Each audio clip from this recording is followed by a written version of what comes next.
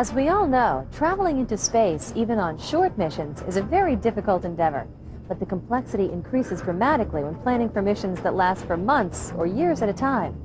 With current predictions of crewed travel to Mars lasting at least 3 years, NASA researchers must find a way to prepare our astronauts for long missions.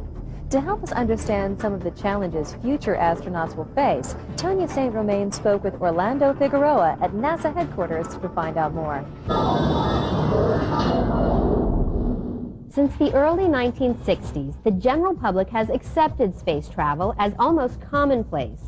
Moon missions, shuttle flights, and trips to the International Space Station have helped us learn about the challenges of traveling into space. But with new exploration missions to Mars and beyond, different and possibly even more challenging problems will need to be overcome.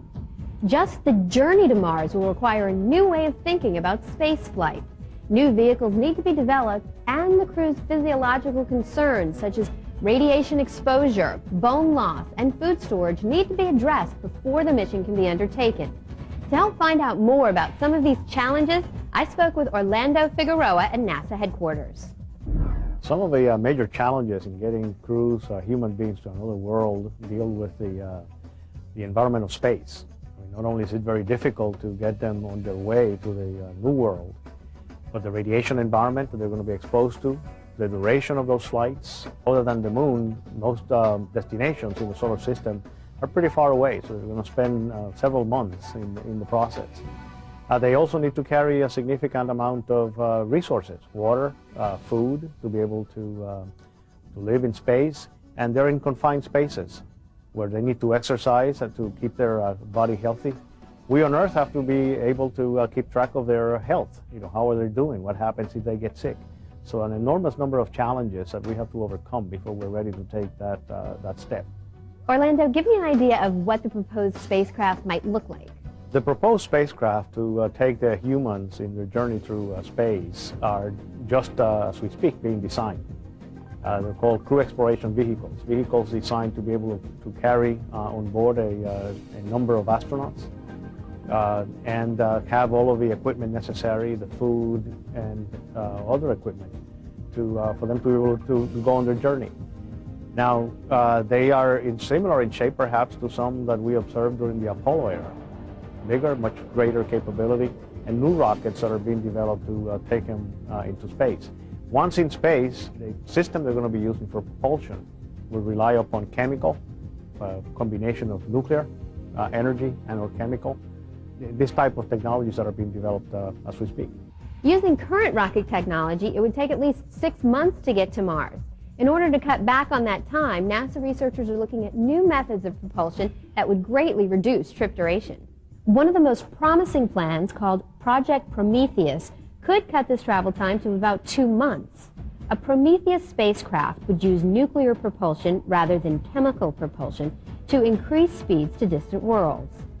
The nuclear option would make a crewed Mars mission much easier because it would reduce the need to carry so much food, fuel, and oxygen. Nuclear power would also mean that Martian launch windows would be longer, allowing a more flexible choice of launch and return times, leading to a crewed landing mission that could last as little as 3 or 4 months, as opposed to the current projection of about 3 years. Another concern is the crew's exposure to radiation when they're in space. So how will the vehicle protect them from the radiation that's in space? Well, space has a certain level of radiation that can get significantly worse if they are exposed to solar emissions. You know, you have a solar ejection. These are highly charged particles that are traveling incredibly fast through space. On Earth, we have the benefit of having a magnificent magnetic field that provides great protection against that radiation, those particles. In space, you're fully exposed. So clearly, we need to worry about the design of a spacecraft and make certain that it provides a certain amount of shielding or a combination of materials that can increase the stoppage ability on those particles. It cannot be 100% effective, so you also need a way to predict when such a coronal mass ejections may come through, to give them some adequate warning and perhaps have the astronauts move to a safer area in the spacecraft to protect themselves. So it's a combination of systems and prediction and other capabilities that would make it much safer. Will being in microgravity for long periods of time be detrimental to the astronauts? In space, there is no gravity, of course, or very limited gravity. So your bones are not needed for the same purpose or the same strength that you would need them here on Earth. Likewise, your muscles. You don't need to exert as much pressure or force in order to move around. You're not fighting gravity. So therefore, you also tend to lose muscle mass. So but obviously, once you get to the destination, you're going to need that, again, not necessarily if it's to Mars, it's about half of the gravity of Earth, so you wouldn't need as much. Nevertheless, you need a certain amount of strength and muscle mass to be able to move around and be healthy. So part of a challenge is to define techniques, skills, equipment, etc., that allow the astronauts to remain healthy and to protect their bone and muscle mass to do the journey and return back to Earth, because we have to worry about bringing them back when they're done. A strong element of a vision for space exploration is this combination of humans and machines working together. To learn about a new world, normally we begin the process by sending robots that explore and understand the environment from a science perspective as well as from an engineering and safety perspective. Where would humans go to do further scientific research and explore this new world? Now, it is a daunting task right now for us to develop all the capabilities that will take us there. And because of that, we're taking a stepwise approach. We're going first to the moon, where we're going to bring capabilities, develop technologies, develop the knowledge and the necessary for humans to survive in that environment for a long period of time. And from there, then start graduating, if you will, to Mars as the next target where we can start proving the scientific theories and explore this new world, and then move on beyond. That's what the vision for space exploration is all about. We in NASA are incredibly excited about the opportunities that the vision for space exploration are bringing forth. And who knows what we may discover, who knows what we may learn.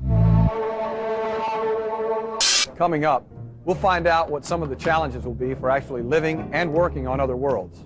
But first, did you know that the early days of flight had its share of challenges as well?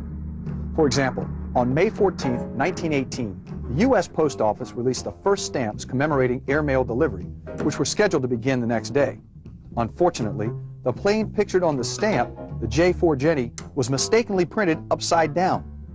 During the inaugural flight, Airman George Boyle had problems from the start, eventually crashing his Jenny into a Maryland cornfield. Scrambling from his plane, he stood looking at it, lying upside down, exactly as the inverted stamps had predicted.